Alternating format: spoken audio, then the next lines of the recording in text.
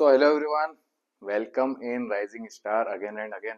10th class science का paper, ठीक है। दो वीडियो उसके लिए आ चुकी है। चैप्टर नंबर 1 से लगाकर 4 तक में अपन ने केमिस्ट्री के क्वेश्चंस कवर करे हैं, है ना, फर्स्ट पार्ट वाली वीडियो में, और 5 से लगा के 5th तक के सेकेंड पार्ट वाली में, ठीक है। जिन्होंने नहीं देखी बेटा जाकर देख सकता है, ठीक है।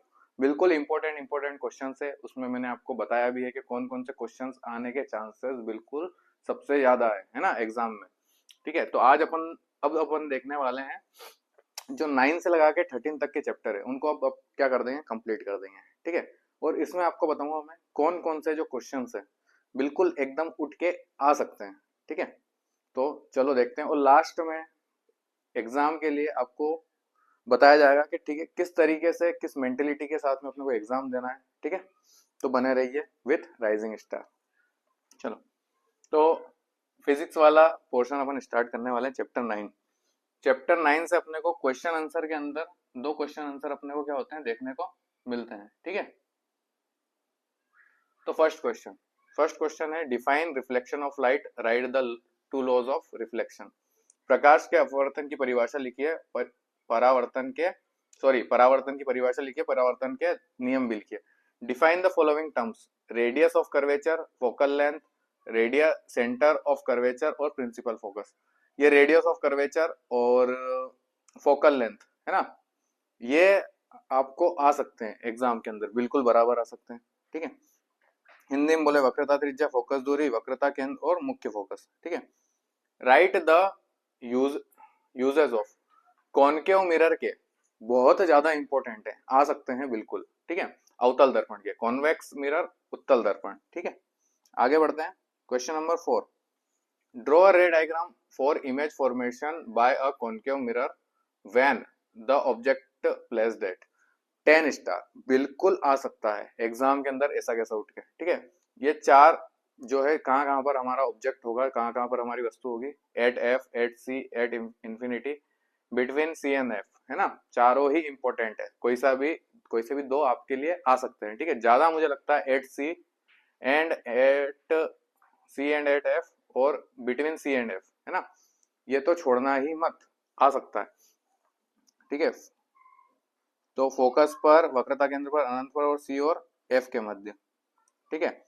डिफाइन मैग्निफिकेशन, आवर्धन की परिभाषा, है ना, ये भी आप लोग देख सकते हैं। Define refraction of light, right the laws of refraction. प्रकाश के अपवर्तन की परिभाषा लिखिए, अपवर्तन के नियम लिखिए। अपवर्तन वाला अगेन 5 स्टार है, ठीक है। मैं कहूंगा अच्छे से कर लो, आ भी सकता है, ठीक है। आ भी सकता है, नहीं आने के चांसेस हैं अच्छे खासे, ठीक है।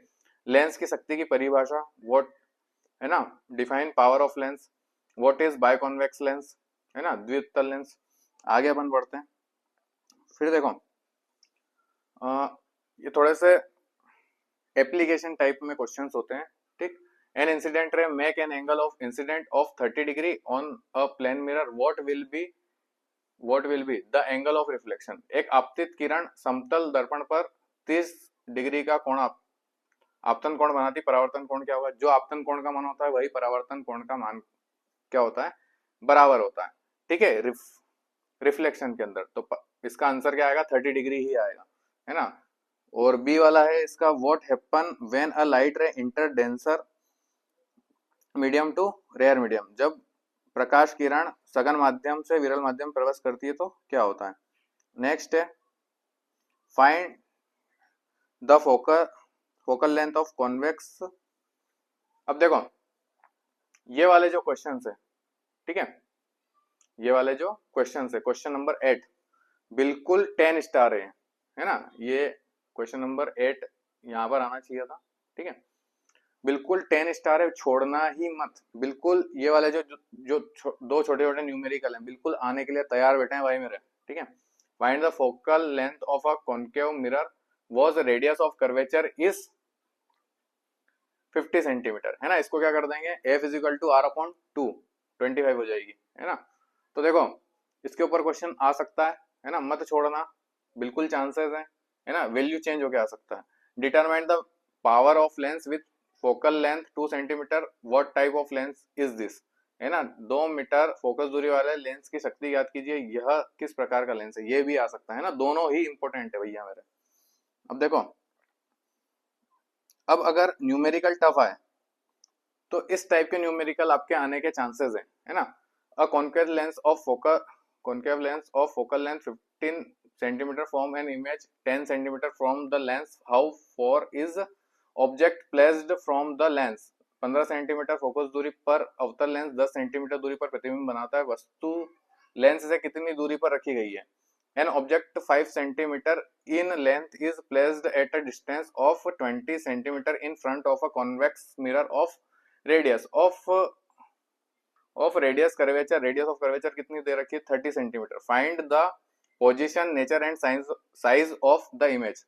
5 सेंटीमीटर लंबी वस्तु 30 सेंटीमीटर वक्रता त्रिज्या वाले उत्तल दर्पण के सामने 20 सेंटीमीटर दूरी पर रखी गई है। प्रतिबिंब की स्थिति, प्रकृति तथा आकार याद कीजिए। देखो सारी चीजें अपनी कवर हो जाए, फिर इन दोनों जो न्यूमेरिकल्स हैं उनको आप क्या करेंगे, हाथ लगाएंगे। ठीक है, आगे बढ़ते हैं। Chapter 10 human I and the colourful world. ठीक है, फर्स्ट वाला क्वेश्चन 5 स्टार, बिल्कुल आने के चांसेस बराबर हैं इसके। Define myopia with reason, prevention and diagram. निकट दृष्टि दोष की परिभाषा, कारण, उपचार और इसका चित्र बताना है। अब देखो ये क्वेश्चन थोड़ा सा अब घूम के भी आ सकता है, कैसे a student has difficulty reading the blackboard while sitting in the last row, what defect is he suffering from, how can it be corrected, explain with diagram। जब कोई छात्र अंतिम पंक्ति में बैठकर श्यामपट बोले तो ब्लैक बोर्ड की बात हो रही है ना, बोर्ड की बात हो रही है। नहीं पढ़ पाता तो किस दृष्टि दोष से पीड़ित है, यह कैसे ठीक किया जा सकता है, चीजें सहित बताइए। ठीक है, तो इसको भैया निकट दृष्टि दोष है, लास्ट है ना, दूर का नहीं दिखाई देता है इसको, है ना। अगला क्वेश्चन है डिफाइन हाइपरमेट्रोपिया, दूरदृष्टि दोष की परिभाषा। ठीक है, draw a label diagram of refraction of light through prism, है ना, ये अगेन 5 स्टार क्वेश्चन है। प्रिज्म से प्रकाश के परावर्तन का नामांकित चित्र बताइए। फिर आगे बढ़ते हैं अपन, क्वेश्चन नंबर 3 है ना, draw a diagram of dispersion of light by glass prism, है ना, कांच के प्रिज्म द्वारा श्वेत प्रकाश के वर्ण विक्षेपण का चित्र बताइए, है ना, ये भी 5 स्टार है, ये भी आ सकता है। What is dispersion of light, explain with diagram, है ना, इस तरीके से भी आ सकता है। प्रकाश का वर्ण विक्षेपण क्या है, चित्र सहित बताइए। ठीक है, अब आगे बढ़ते हैं भाई साहब, तारे क्यों टिमटिमाते हैं, है ना, why stars are twinkle, why do planets not twinkle, ग्रह क्यों नहीं टिमटिमाते, दोनों ही 5 स्टार है ना, बिल्कुल आने के चांसेस हैं इनके।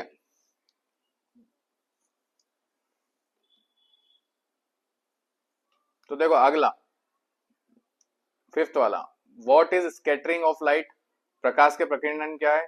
Y is the colourful of sky blue, colour of sky blue, आकाश का रंग नीला क्यों दिखाई देता है ना। ये जो बी वाला है बहुत ज्यादा इंपॉर्टेंट है, मत छोड़ना इसको बिल्कुल भी।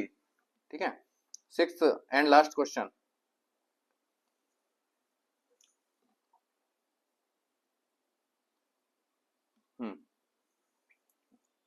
why can a normal eye not see object clearly placed closer than 25 centimetre. सामान्य आंख 25 सेंटीमीटर से कम दूरी पर वस्तु को स्पष्ट क्यों नहीं देख पाती, है ना।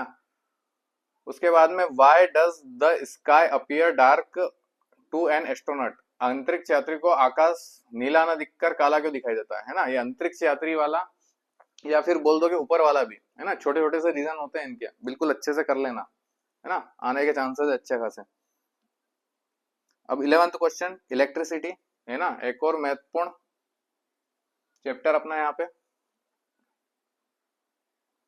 चलो electricity, define electric current, right its unit, विद्युत धारा की परिभाषा और उसकी अपने को क्या बतानी है, यूनिट बतानी है, इकाई बतानी है। ठीक है, सेकंड क्वेश्चन, है ना, ये छोटी छोटी जो डेफिनेशन है आ सकती बराबर, है ना, इलेक्ट्रिक करंट की, विद्युत धारा की आ सकती है। और आगे देखो, define electric potential difference and right its unit, विद्युत विभवांतर की परिभाषा एवं उसकी इकाई लिखना है।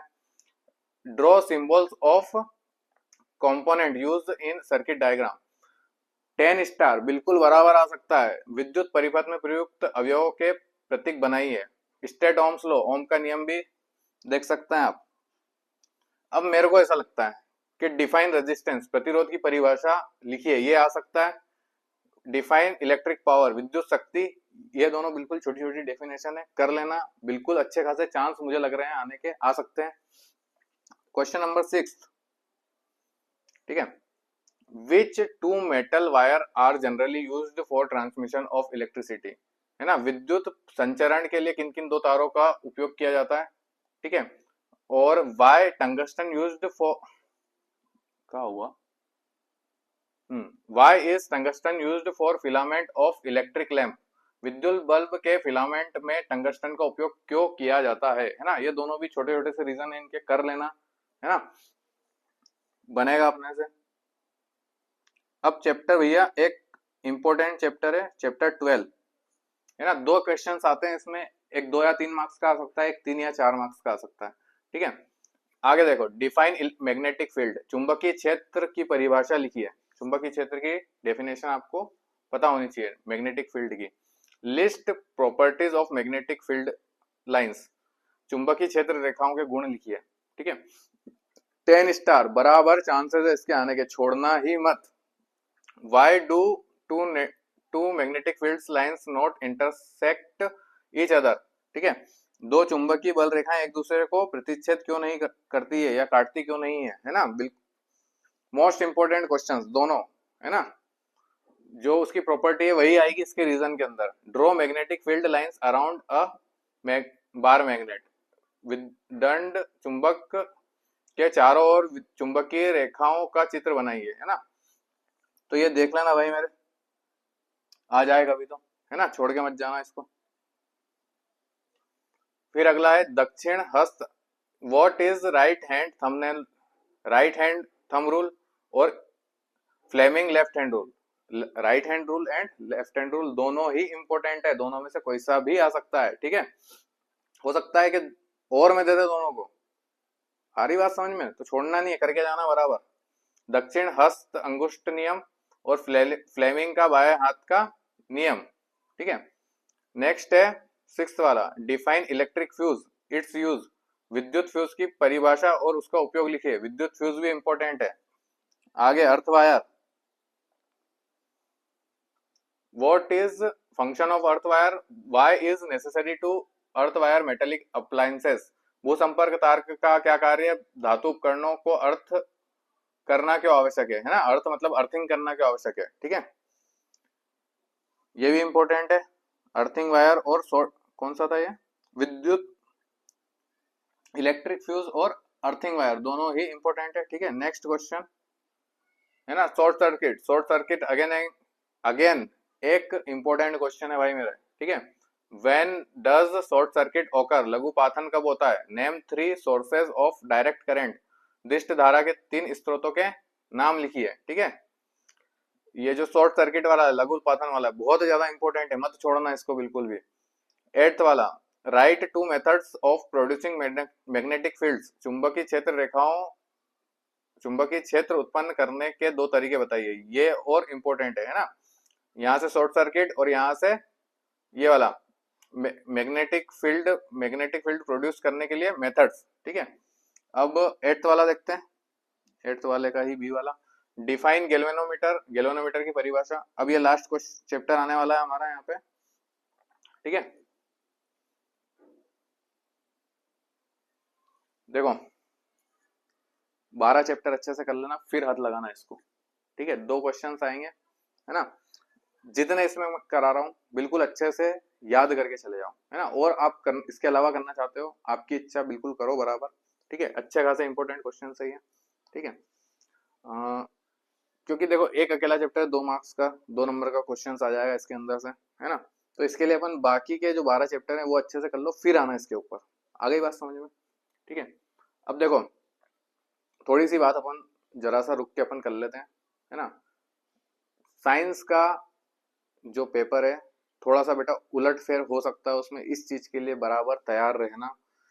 अब वो बच्चे जिनकी तैयारी नहीं है, जिनके अंदर मैंने ये बोला है कि 5 स्टार क्वेश्चन लिखा है, जिनके आगे 10 स्टार क्वेश्चन लिखा है ना, या फिर जिस क्वेश्चन में मैंने बोला है कि ये बिल्कुल आ ही सकता है, वो क्वेश्चंस मत छोड़ो, है ना, अच्छे से करके चले जाओ, अभी भी टाइम बचा है अपने पास में, जो टाइम है उसको अच्छे से यूटिलाइज करो, ठीक है। कहीं से भी आंसर आप इनके निकाल सकते हैं जो आपने साल भर कॉपी में से करे हैं, या फिर है ना गूगल पे से, चैट जीपीटी पे से अच्छे आंसर निकालना उसके, ठीक है। दूसरी चीज ऑब्जेक्टिव, ऑब्जेक्टिव जो पढ़ रहे हैं बेटा पूरे नंबर के लिए वो पूरे पूरे करके जाओ, है ना। अब जिन्होंने नहीं पढ़े हैं वो पिछले प्रीवियस ईयर के जो ऑब्जेक्टिव्स हैं, है ना, पीछे के सेट के, है ना, या फिर चैप्टर वाइज खोलोगे उसमें ईयर लिखे हुए रहते हैं, वो बहुत अच्छे से कर लो। आ गई बात समझ में, है ना। अच्छे से देना पेपर बिल्कुल। अगर नया क्वेश्चन दिखे तो ये सोचो कि हाँ इस चीज के लिए अपन आए हैं, कि नया क्वेश्चन दिख रहा है अपने को, या फिर घुमा के आ सकता है, लैंग्वेज चेंज करके आ सकता है, ठीक है। तो उस टाइम पे अपने को क्या करना है, जो अपन पढ़ के गए उन क्वेश्चंस पे फोकस करो, उनको अच्छे से लिखो, फिर उसके बाद में देखेंगे 4-5 क्वेश्चन जो भी आएंगे, 2-3 या 4-5, ठीक है। आगे बात समझ में, आगे बढ़ते हैं। Last chapter, environment and ecosystem. What is ecosystem, पारितंत्र क्या है, डिफाइन फूड वेब, खाद्य जाल की परिभाषा लिखे, है ना, कर जाना इसको, अच्छा क्वेश्चन है। Right names of various trophic levels in food chain, 5 star question, छोड़ना मत। किसी एक परितंत्र में खाद्य श्रृंखला के विभिन्न पोषण स्तरों के नाम लिखिए। What will happen it all organisms at one trophic level are killed, यदि किसी एक पोषण स्तर के सभी जीव समाप्त हो जाएं तो क्या होगा, ठीक है।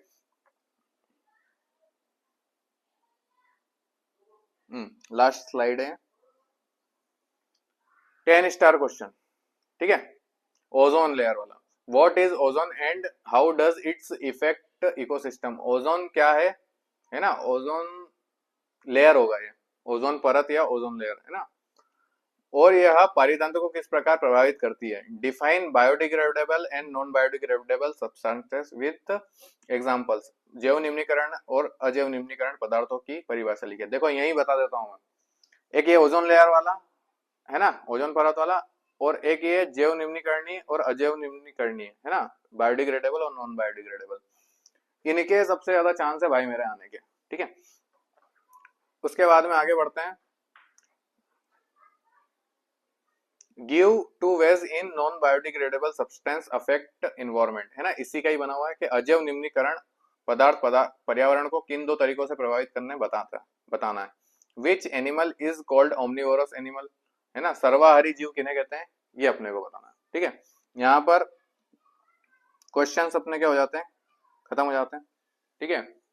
तो ऑल द बेस्ट सभी को, अच्छे से मेहनत करो, अच्छे से पेपर दो, है ना। जितने भी क्वेश्चंस आपको बताए गए हैं अच्छे से उनको तैयार कर लो, जो पूरे पूरे कर रहे हैं बेटा, जो पूरे नंबर के लिए पढ़ रहे हैं बच्चे, वो क्या करो, सारे क्वेश्चंस अच्छे से करो, ठीक है। जो आप पढ़ रहे हो खुद का अपना, वो तो पढ़ो ही पढ़ो, ये सारे जो क्वेश्चंस है इनको बिल्कुल अच्छे से करके चले जाओ, ठीक है।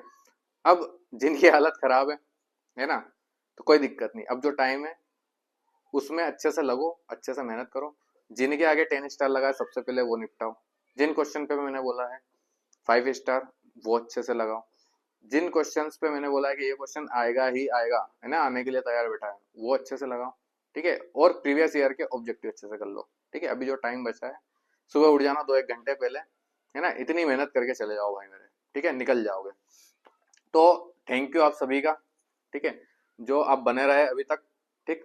और हाँ, एक अच्छी बात याद आई, एक बात करनी थी, सोशल साइंस के लिए पेपर देके आओ, है ना। कमेंट में बताओ कैसा गया पेपर, और ये बताओ कि सोशल साइंस के लिए आप क्या चाहते हो, इसी तरीके से आपके लिए क्वेश्चंस निकाल के लाए जाए, है ना, या फिर उसको इलेबोरेट किया जाए, है ना, या फिर और कुछ आप चाहते हो, बिल्कुल सोशल साइंस के लिए कमेंट करो आके, तो आपके लिए, है ना, चीजें निकाली जाएगी, चीजें आपको बताई जाएगी, ठीक है। एग्जाम टाइम चल रहा है, एग्जाम ओरिएंटेड पढ़ना बहुत जरूरी है हमें, है ना। तो जो भी है सोशल साइंस के लिए जो भी आपकी रिक्वायरमेंट है, जो भी आप चाहते हैं, आप कमेंट करके बताइए, ठीक है। और थैंक यू आप सभी को, है ना, बने रहिए विथ राइजिंग स्टार।